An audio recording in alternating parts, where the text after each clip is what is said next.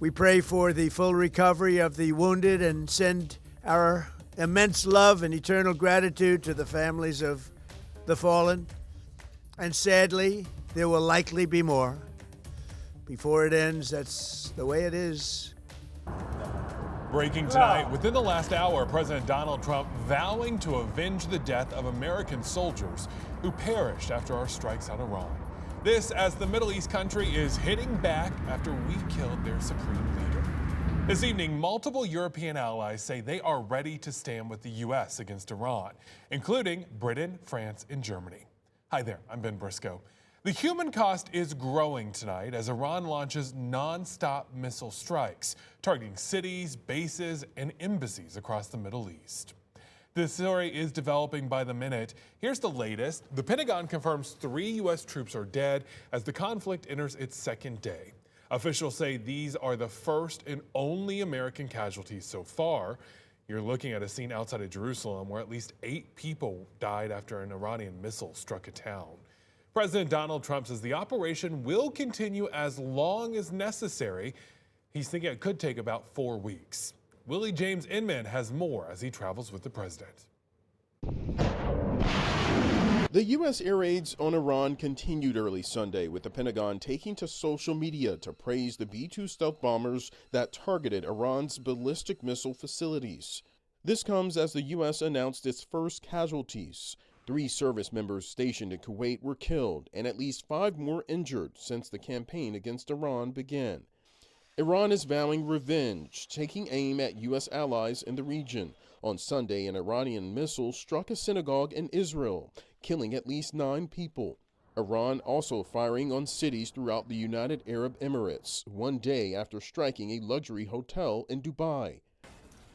Global reaction to the Iran strikes is mixed. On Sunday, anti-U.S. protesters in Karachi, Pakistan, stormed the U.S. consulate. In Yemen, tens of thousands took to the streets, shouting anti-American and anti-Israeli slogans and burning U.S. flags. The Prime Minister of Canada is among those supporting the U.S. action. Canada supports the United States acting to prevent Iran from obtaining a nuclear weapon. Among the questions now being asked are who will assume leadership of Iran now that its supreme leader has been killed. On Sunday's Face the Nation, Republican Senator Tom Cotton concedes the period of transition in Iran may be lengthy. There's probably a lot of jockeying inside of Iran right now. They have a very consultative, deliberative process to replace the supreme leader. There's a reason why he didn't want to have a clear succession plan in place. Pope Leo said Sunday he is profoundly concerned about the airstrikes on Iran and encouraged both sides to, quote, stop the spiral of violence before it becomes an irreparable abyss. Willie James Inman, CBS News, West Palm Beach, Florida. Today, hundreds of people gathered across parts of Iran to protest the strikes that killed their country's leader. The crowd can be heard chanting a message that translates to death to America, a response that has many Americans worried about retaliation. Right here on the mainland, too. WFMY News 2's Nixon Norman spoke with a local peace and conflict professor about what could happen next. UNCG's Dr. Ali Askarov says what's happening between Iran and Israel and the U.S. right now has the potential to escalate into an all-out regional war. While most of its conflict happening oceans away, he says there could be impacts here at home. Higher gas prices and the possibility of sending troops stationed in North Carolina. It's not just the countries fighting each other. Dr. Askarov says military action like this could also bring out extremists on both sides. I believe all types of people may appear, all types of extreme people with extreme intention or acts may appear in the United States, in our society, and we should be alert to prevent that. The Department of Homeland Security also is warning of retaliation by Iran. Their biggest concern is the possibility of cyber attacks on America's internet system. The professor talked about conflict bringing out extremists. Well, right now, the FBI is investigating a mass shooting in Texas to see if it might be linked to Iran. Investigators say at least 2 people are dead, 14 others injured after a man fired into a bar. 3 of those hospitalized are in critical condition. Police say 3 officers returned fire, killing the suspect. Investigators say there is evidence to suggest it might be tied to terrorism, but that has not yet been confirmed. And right now, at least 9 people are in the hospital after a mass shooting at a music venue. This happened in Cincinnati overnight. Police say they responded to the shooting around 1 a.m. There's no suspect information yet, and it's not clear if the shooting is connected to Iran. Police are still investigating. Today, dozens of people in Greensboro gathered to protest U.S. military action against Iran. They held signs reading, "No war," and "The Constitution isn't fake." Organizers say the president does not have the constitutional power to take military action without congressional approval. The Constitution says Congress has the power to declare war, not the president. This has been ignored for too many years, and now it's come up again. He's clearly doing it to distract from his problems at home. To be clear, the president can do military strikes, but it does take Congress to officially declare war. The demonstration lasted about an hour and is part of a series of protests happening across the country in response to the operation overseas. Meanwhile, today, hundreds rallied across the nation in support of the operation, including in Seattle and New York. Some even held signs saying, "Thank you, President Trump, we love you." The best way to stay up to date about this story in between our newscast is by checking out WFMYnews2.com. New at 6, a North Carolina master trooper and another driver are dead after a head-on crash on the Durham freeway. Officials say the crash happened just before 3 o'clock this morning between Swift Avenue and Durham. Both drivers died at the scene. The master trooper has been identified as Stephen Perry. He served Durham County for 7 years with the North Carolina State Highway Patrol. Troopers say he was driving northbound when a wrong-way driver hit him head-on. In a statement, the patrol said their thoughts and prayers are with his family and fellow troopers. Still to come, a dramatic rescue caught on camera. A skier buried under feet of snow, running out of air, and the split-second action that saved his life. And while we're not talking snow into the day tomorrow, it will be much colder. Details in your forecast in just a bit.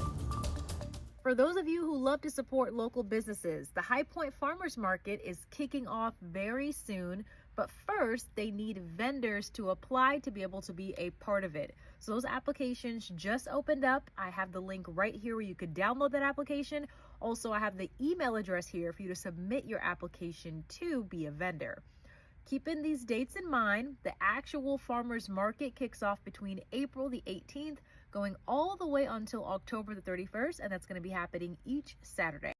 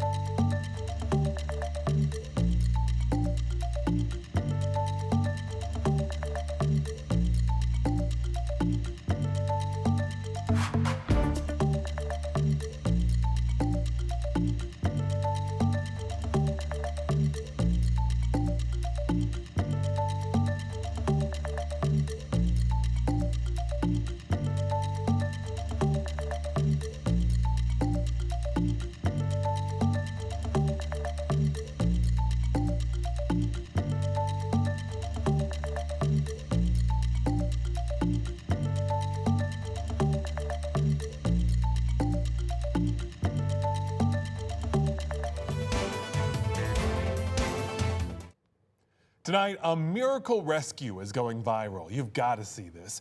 Newly released video shows the heart-pounding moments two skiers dig frantically through deep snow, trying to save a man trapped face down and suffocating. And those rescuers are now speaking out.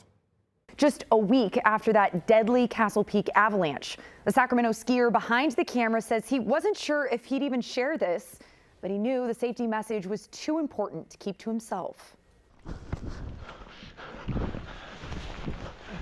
The miracle moment that has millions watching.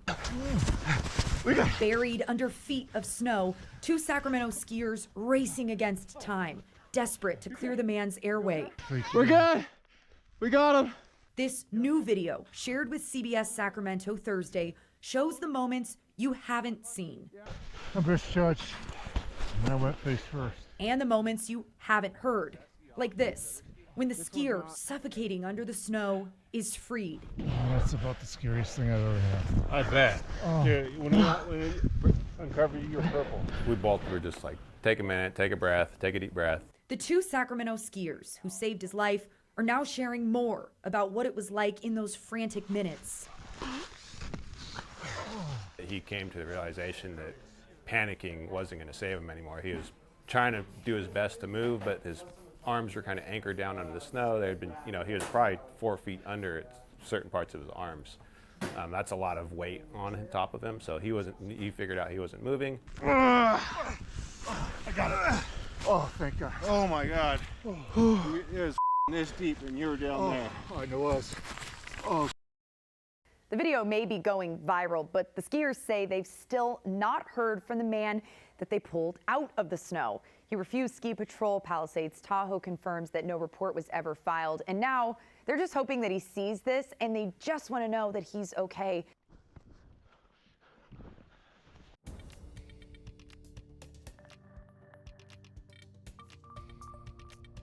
The sun. Take a live look above Greensboro, where the sun is starting to set on one of the warmest days we've seen in a while. I mean, it is still 72 degrees out there. But today's warmth, it is going away. Tomorrow, we're going to feel much colder. Our weather team expects a 33-degree drop in temps. WFMY News 2's Alex Williams is here to explain why we're seeing all this weather whiplash. Yeah, it's just the time of year, really. I mean, spring is a transitory season. We go from from winter to warmer temperatures, right? And so we kind of go back and forth a lot. 71 right now in Greensboro, as been mentioned, in those lower 70s. That north-northwest wind become more northeasterly, I think, through the evening hours, and that's going to be pretty gusty, pretty breezy. There's the beautiful temperatures we had today. Mid-70s, upper 70s, even just to our south and to our west. The record today was 77 degrees. We missed it by 2. And so, yeah, there you go. Very, very warm temperatures. And if you're a fan of the warmth, don't worry. It's coming back. We just have to get through Monday and Tuesday first. Lower 70s, some mid to upper 60s. Sprinkled across the area right now. We are watching a backdoor cold front swinging in across the state, and that really is what's going to bring our big temperature drop. Plus, you can already start to see our next system. We'll look at all of the snow, the ice, the rain. Yeah, the rain portion is what's going to be headed for us, as it will predominantly be a cold rain event. Live radar pretty quiet right now, but again, we're expecting maybe some isolated showers further to the east. It looks like most of that across the northern plain, the coastal plain there of North Carolina. Not so much here in the Triad, but not going to rule out at least the potential for a little bit of that isolated shower activity. There's your future wind gusts. Look at this. 20-mile-an-hour wind gusts possibly through the evening hours, and that's coming in from the northeast and bringing in those much colder temperatures. Do you want some good news?